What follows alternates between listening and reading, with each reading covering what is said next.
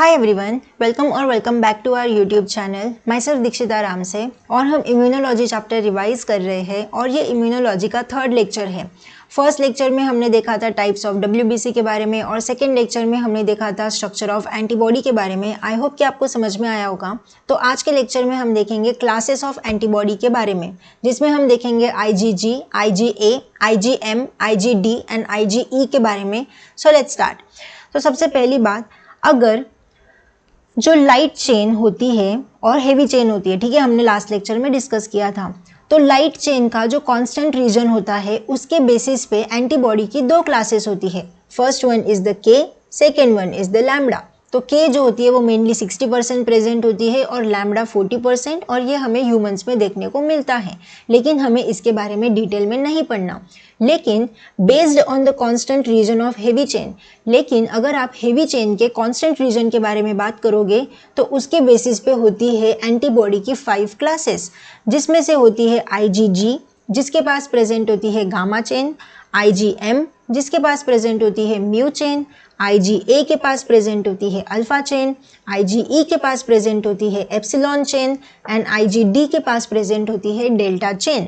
ठीक है, तो ये तो हो गया कि किसके बेसिस पे हम एंटीबॉडी को क्लासिफाई करते हैं। तो उसमें से सबसे पहली IG के बारे में हम पढ़ेंगे, जो कि है IgG, जो कि होती है मोनोमेरिक एंटीबॉडी होती है, only antibody which can cross placenta. ये एक ऐसी इकलौती एंटीबॉडी है जो कि प्लेसेंटा को क्रॉस कर सकती है। अब IG के भी टाइप आते हैं, IG1, IG2, IG3, IG4। तो उनमें से जो IG2 होती है वो प्लेसेंटा को क्रॉस नहीं कर सकती। ठीक है, then it provide the passive immunity to foetus. Foetus को ये पैसिव इम्यूनिटी भी प्रोवाइड करने का काम करती है। अब ये पैसिव इम्यूनिटी, एक्टिव इम्यूनिटी क्या होता है वो हम नेक्स्ट लेक्चर में देखेंगे। फिलहाल तो आप ये याद रखो कि जो IgG एंटीबॉडी होती है वो फीटस को पैसिव इम्यूनिटी प्रोवाइड करने का काम करती है। Then it also promote the phagocytosis. ये फैगोसाइटोसिस को भी प्रमोट करती है, यानी कि ये जो फॉरेन पार्टिकल होगा उसको एंगल्फ करने का काम करेंगी। Act as a opsonin, opsonin की तरह एक्ट करती है। ऑप्सोनिन क्या होता है कि वो एंटीजन को मार्क कर देता है कि ये एंटीजन है, वहाँ पे जाके कुछ तो टैग लग जाएगा, उसको बोलेंगे ऑप्सोनिन। और ये जो फिनोमिना होता है पूरा, इसको बोला जाता है ऑप्सोनाइजेशन। देन अगर हम देखें कि मैक्सिमम सर्कुलेशन ब्लड में IgG एंटीबॉडी का ही होता है, plays predominant role in the chronic infection, यानी कि जो लॉन्ग टर्म इन्फेक्शंस होते हैं ना, उनके लिए जो उनमें प्रीडोमिनेंट रोल कौन सी इम्यूनोग्लोबुलिन परफॉर्म करती है, तो वो होती है IgG। तो क्रोनिक इन्फेक्शन यानी कि जो लॉन्ग टर्म इन्फेक्शन होता है उसके लिए उसमें परफॉर्म करती है IgG। Distributed equally both in extra and intravascular fluid, extravascular fluid हो या फिर इंट्रावैस्कुलर फ्लूइड हो, दोनों में ही ये इक्वली डिस्ट्रीब्यूटेड होती है। तो ये तो हो गया IgG एंटीबॉडी के बारे में। अब हम देखेंगे IgM के बारे में। तो IgM मेनली होती है पेंटामेरिक, जो कि प्रीडोमिनेंट रोल प्ले करती है in acute infection. IgG chronic infection में रोल प्ले कर रही थी, IgM एक्यूट इन्फेक्शन में रोल प्ले करती है। क्रोनिक इन्फेक्शन यानी जो लॉन्ग पीरियड के लिए रहता है, एक्यूट इन्फेक्शन जो कि शॉर्ट पीरियड के लिए रहता है।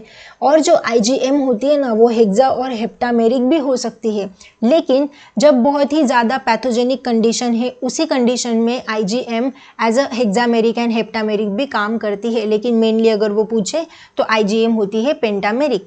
First antibody synthesize by neonate, जो न्यूली बॉर्न बेबीज होते हैं उनके अंदर जो फर्स्ट एंटीबॉडी सिंथेसाइज होती है, जो बनती है, वो होती है IgM। Then receptors present on B lymphocyte, तो IgM के रिसेप्टर मेनली हमें B लिम्फोसाइट पे देखने को मिलते हैं। एंड देन और ये ना ही ADCC को परफॉर्म करती है, यानी कि एंटीबॉडी डिपेंडेंट सेल्युलर साइटोटॉक्सिसिटी और फैगोसाइटोसिस, ये दोनों फिनोमिना को परफॉर्म नहीं करती है। Then only complement system activation, ये सिर्फ कॉम्प्लीमेंट सिस्टम का एक्टिवेशन करने का काम करेंगी। देन जो IgM एंटीबॉडी होती है वो first antibody which is form in the response of first encounter of N antigen. जब भी एंटीजन का हमला होगा ना हमारे ऊपर, तो जो फर्स्ट एंटीबॉडी होगी जो कि बनेगी in response to the antigen, वो होती है IgM। इसका जो सिंथेसाइजिंग स्पैन होता है वो होता है 9 to 10 days and after 9 to 10 days class switching occur. Class switching क्या होता है वो भी हम आगे डिटेल में देखेंगे, बस याद रखना है कि इसका सिंथेसाइजिंग स्पैन होता है 9 to 10 days और 9 to 10 days के बाद इसमें क्लास स्विचिंग देखने को मिलती है। ऑल्सो हैज़ J चेन, इसके पास एक और चेन प्रेजेंट होती है IgM के पास, वो होती है J चेन। J चेन में मेनली 137 अमीनो एसिड देखने को मिलते हैं एंड 15 किलो डाल्टन इसका मॉलिक्यूलर वेट होता है।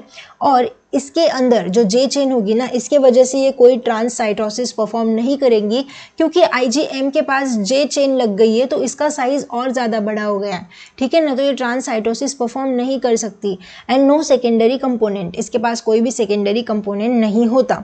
तो प्राइमरी रिस्पॉन्स जो होता है ना, वो मेनली IgM की वजह से आता है कि एंटीजन यानी कि फर्स्ट इनकाउंटर हुआ है किसी एंटीजन का, तो पहली एंटीबॉडी बन जाएगी IgM।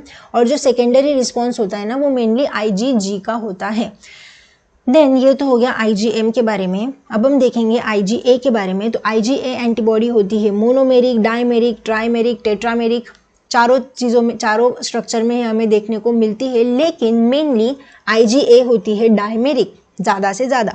Maximum production on the daily basis, अगर हम डेली बेसिस की बात करें तो डेली टू डेली इसका ज़्यादा से ज़्यादा प्रोडक्शन होता है। Also present in bodily secretion, ये बॉडी सिक्रेशंस में भी प्रेजेंट होती है, जैसे कि मिल्क हो गया, टीयर्स हो गया, सलाइवा हो गया, इनमें प्रेजेंट दिखेगी IgA। एक और होती है इसमें secondary IgA, sorry secretory IgA, जिसको हम SIgA के नाम से डिनोट करते हैं। Is present where the body part remain in direct contact with the environment, हमारे बॉडी का ऐसा पार्ट जो कि डायरेक्ट कॉन्टैक्ट में है एनवायरमेंट के, वहाँ पे प्रेजेंट होती है secretory IgA। Then IgA provide protection against polio, influenza, vibrio, इन सभी डिसीजेज डिसऑर्डर्स के अगेंस्ट प्रोवाइड करती है protection IgA। J chain helps in polymerization and facilitate transcytosis, इसके अंदर J chain polymerization and transcytosis को मतलब फैसिलिटेट करेगा, प्रमोट करेगा। जो IgM थी उसमें भी J चेन प्रेजेंट थी, लेकिन वहाँ पे ट्रांससाइटोसिस नहीं हो रहा था, लेकिन IgA में हो रहा है, ठीक है। Then next one is the IgE, जो कि मोनोमेरिक होती है। इसके रिसेप्टर्स प्रेजेंट होते हैं ऑन मास्ट सेल, इओजिनोफिल, बैसोफिल, और ये hyper sensitive and allergic reaction में मतलब इन्वॉल्व होती है IgE, ठीक है ना। तो ये तो हो गया IgE के बारे में। देन IgD होती है monomeric, receptor present on the surface of B cell along with the IgM, इसके रिसेप्टर्स प्रेजेंट होते हैं मेनली B सेल के ऊपर IgM के साथ, मतलब IgM भी प्रेजेंट होंगी B सेल के ऊपर। हमने B सेल का स्ट्रक्चर देखा था, उसमें हमने देखा था कि IgM एंड IgD दोनों एंटीबॉडी प्रेजेंट थी, ठीक है ना, मेम्ब्रेन से बाउंड थी। No clear cut biological role studied, अब तक IgD का ऐसा कुछ क्लियर कट बायोलॉजिकल रोल हमें नहीं पता, ठीक है। तो ये तो हो गया क्लासेस ऑफ एंटीबॉडी के बारे में। अब और एक चीज़ हम इसमें डिस्कस करेंगे कि हमें कैसे पता चलेगा कि कौन सी सेल इम्यून सेल है, लाइक उसके पास ऐसी कुछ प्रॉपर्टीज़ होनी चाहिए ना जिसकी वजह से हम उस सेल को आइडेंटिफाई कर सके कि हाँ यही इम्यून सेल है। तो ऐसी सेल्स के पास एंटीबॉडी के रिसेप्टर्स प्रेजेंट होना ज़रूरी है। फैगोसाइटोसिस परफॉर्म करनी चाहिए वो, एक तो वो साइटोकाइन का प्रोडक्शन करना चाहिए उस सेल ने, या फिर वो एंटीजन को रिकॉग्नाइज कर सके, एंटीबॉडी को प्रोड्यूस कर सके, या फिर उसके पास न्यूट्रलाइजिंग एक्टिविटी होनी चाहिए, या फिर वो मेमोरी सेल को प्रोड्यूस करनी चाहिए। तो अगर इनमें से कोई भी एक भी प्रॉपर्टी अगर किसी सेल के पास प्रेजेंट है ना, तो हम बोलेंगे कि वो इम्यून सेल है। तो ये तो होगी properties of the immune cell कि ये प्रॉपर्टी चाहिए इम्यून सेल के पास। देन अब हम देखेंगे और एक टॉपिक आता है इसमें हिमेटोपोइटिक ऑर्गन, कि देखो यहाँ पे ये लिखे है मैंने फीटस की डेवलपमेंटल स्टेज। तो जो स्टार्टिंग के 2 महीने होते हैं ना, मतलब बर्थ से पहले की स्टेज है, ठीक है। ये तो 0 से 2 मंथ में योक सैक में बनती है हमारी WBCs। देन 3 to 4 मंथ में बनेंगी लीवर में। 5 मंथ जब होता है तब लीवर एंड स्प्लीन में होता है इसका प्रोडक्शन। देन 6th मंथ में liver, spleen and bone marrow. जब बर्थ होता है तब भी liver, spleen and bone marrow, लेकिन आफ्टर बर्थ बोन मैरो में प्रोडक्शन होता है।